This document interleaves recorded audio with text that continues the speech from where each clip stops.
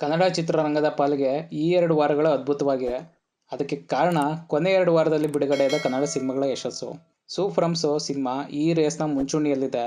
Hi hello ನಮಸ್ಕಾರ, ನಾನು ಸಂದೀಪ್. ಇವತ್ತಿನ ಚಿತ್ರ ಶ್ರೀರಾಜು ಅವರ ನಿರ್ದೇಶನದ ಕೊತ್ತಲವಾಡಿ.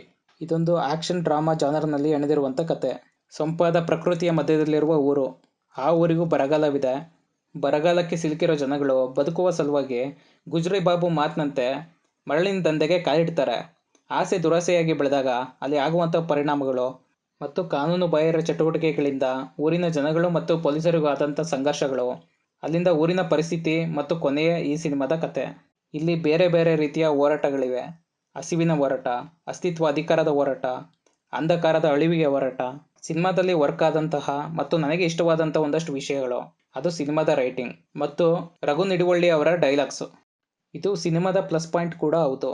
ಚಾಮರಾಜನಗರದ ಹಳ್ಳಿಯ ಭಾಷಾ ಸೊಗಡು, ಜನರಿಗೆ ಕನೆಕ್ಟ್ ಆಗುವಂಥ ಸಾಮಾನ್ಯ ಪದಬಳಕೆ, ಜೊತೆಗೆ ಗಾದೆ ಶೈಲಿಯ ಒಂದಷ್ಟು ಬರವಣಿಗೆ ಇಷ್ಟವಾಗುತ್ತೆ. ಕೆಲವೊಂದು ಕ್ಯಾರೆಕ್ಟರ್ಗಳ ನಡುವಿನ ಕಾನ್ವರ್ಸೇಷನ್ನಲ್ಲಿ ಬರುವ ಡೈಲಾಗ್ಸ್ಗಳು ನನಗೆ ತುಂಬ ಇಷ್ಟ ಆಯಿತು. ಬೀಡಿ ಸೇರ್ತಿದ್ದವರು ಬ್ರ್ಯಾಂಡೆಡ್ ಸಿಗರೇಟ್ಗೆ ಬಂದಿದ್ದೀರಾ, ಕತ್ತಿ ಮೊಸೆಯೋಕೆ ಶುರು ಮಾಡಿದರೆ ಕಲ್ಲಿನ ಜೊತೆ ಕತ್ತಿನೂ ಕರಗತ್ತೆ, ಮನೆ ಮುರಿದ್ರೂ ಸಂಪ್ರದಾಯ ಮುರಿಬಾರ್ದು, ಬಡತನಕ್ಕೆ ಕಿವಿ ಇಲ್ಲ, ಬಾಯಿ ಮಾತ್ರನೇ ಇರೋದು. ಈ ರೀತಿಯ ಸಾಕಷ್ಟು ಡೈಲಾಗ್ಗಳು ಕಾನ್ವರ್ಸೇಷನ್ಗಳ ಮಧ್ಯದಲ್ಲಿದೆ. ಅವು ನಮ್ಮನ್ನು ಕನೆಕ್ಟ್ ಆಗೋ ಕಾರಣ ಏನಂದರೆ ಆ ಪರ್ಟಿಕ್ಯುಲರ್ ಸನ್ನಿವೇಶಗಳು. ಇನ್ನು ಸಿನಿಮಾದಲ್ಲಿ ಕ್ಯೂರಿಯಾಸಿಟಿ ಹುಟ್ಟಿಸುವಂಥ ಒಂದಷ್ಟು ಎಲಿಮೆಂಟ್ಸ್ಗಳಿವೆ. ಎಕ್ಸಾಂಪಲ್, ಗುಜ್ರಿ ಬಾಬು ಪೊಲಿಟಿಷಿಯನ್ ಮಾಲಿನಿ ಅವರನ್ನು ಭೇಟಿ ಮಾಡೋಕ್ಕಂತ ಕಾಯುವ ದೃಶ್ಯ. ಇನ್ನು ಕ್ಯಾರೆಕ್ಟರ್ಗಳ ವಿಷಯಕ್ಕೆ ಬಂದರೆ, ನಾನು ಈ ಮುಂಚೆನೇ ಹೇಳ್ದಂಗೆ ಈ ಸಿನಿಮಾಗೆ 2 ಹೀರೋಗಳಿದ್ದಾರೆ. ಮೊದಲನೇದಾಗಿ ಪೃಥ್ವಿ ಅಂಬಾರ್ ಅವರು. ಸಿನಿಮಾ ಮೇಲಿನ ಪ್ರೀತಿ ಮತ್ತು ಡೆಡಿಕೇಶನ್ ಪ್ರತಿ ಹಂತದಲ್ಲೂ ಕಾಣುತ್ತೆ. ಮತ್ತು ದಿಯಾ ನಂತರ ಇದು ಅವರ ಸಿನಿಮಾ ಕೆರಿಯರ್ನ ಬೆಸ್ಟ್ ಸಿನಿಮಾಗಳ ಪಟ್ಟಿಗೆ ಸೇರ್ಪಡೆಯಾಗುತ್ತೆ. ಕೆಲವು ಬಾರಿ ಒಂದು ಸಿನಿಮಾದ ಉಳಿವಿಗಾಗಿ ಆ ಸಿನಿಮಾದ ಕತೆ ಎಷ್ಟು ಮುಖ್ಯ ಆಗುತ್ತೋ ಅದರ ಜೊತೆಗೆ ಅಲ್ಲಿನ ಪೋಷಕ ಪಾತ್ರಗಳು ಕೂಡ ಅಷ್ಟೇ ಮುಖ್ಯ ಆಗುತ್ತೆ. ಅಂಥದ್ದೇ ಪಾತ್ರ ಈ ಚಿತ್ರದ ಮತ್ತೊಬ್ಬ ಹೀರೋ, ನನ್ನ ಫೇವ್ರೇಟ್ ಗೋಪಾಲ್ ಕೃಷ್ಣ ದೇಶಪಾಂಡೆ ಅವರು ಮಾಡಿರುವಂಥ ಗುಜ್ರಿ ಬಾಬು ಕ್ಯಾರೆಕ್ಟ್ರು. ನಿಜ ಹೇಳ್ತೀನಿ ಗುರುವೆ, ಈಸ್ ದ ಶೋ ಸ್ಟಾಪರ್. ಅವರ ಪಾತ್ರದ ಹೆಸರು ಗುಜ್ರಿ ಬಾಬು, ಅದನ್ನು ಕಿಲಾಡಿ ಬಾಬು ಅಂತ ಬದಲಾಯಿಸಬೇಕು ಅನ್ಸುತ್ತೆ. ಹೀರೋ ಪಾತ್ರಕ್ಕೆ ಸರಿಸಮಾನವಾಗಿ ಅಥವಾ ಹೀರೋಗಿಂತ ಒಂದು ಹಂತ ಮೇಲಿರುವಂಥ ಪಾತ್ರ, ಆ ಪಾತ್ರಕ್ಕೆ ತಕ್ಕಂಥ ನಟನೆ ಜೊತೆಗೆ ಆ್ಯಕ್ಟಿಂಗ್ನಲ್ಲಿರುವ ವೇರಿಯೇಷನ್ಸ್ ಅದ್ಭುತವಾಗಿದೆ.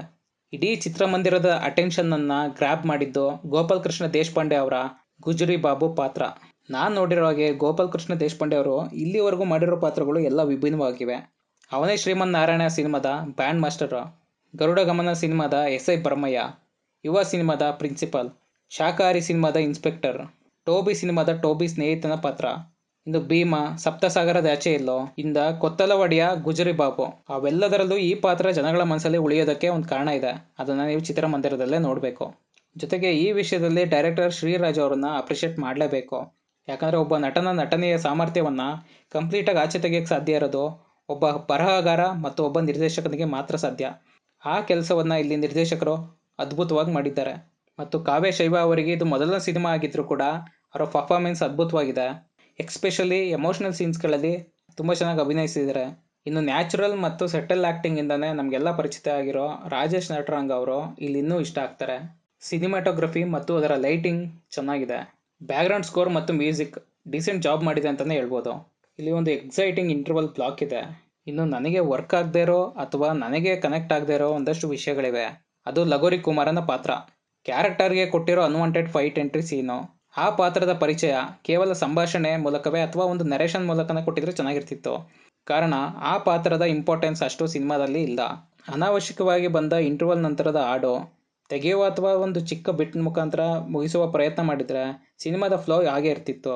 ಇನ್ನು ಕ್ಲೈಮ್ಯಾಕ್ಸ್ ಹಿಂದಿನ ದೃಶ್ಯ ಅಷ್ಟು ಎಕ್ಸ್ಟ್ರೀಮ್ ಹಂತಕ್ಕೆ ರೀಚ್ ಆಗಿದ್ದು ಅಷ್ಟು ಕನ್ವಿನ್ಸಿಂಗ್ ಆಗಿರಲಿಲ್ಲ.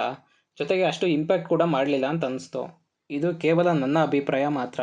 ಇದು ಈ ಸಿನಿಮಾದ ರಿವ್ಯೂ. ಮತ್ತೆ ಸಿಗೋಣ. Thank you.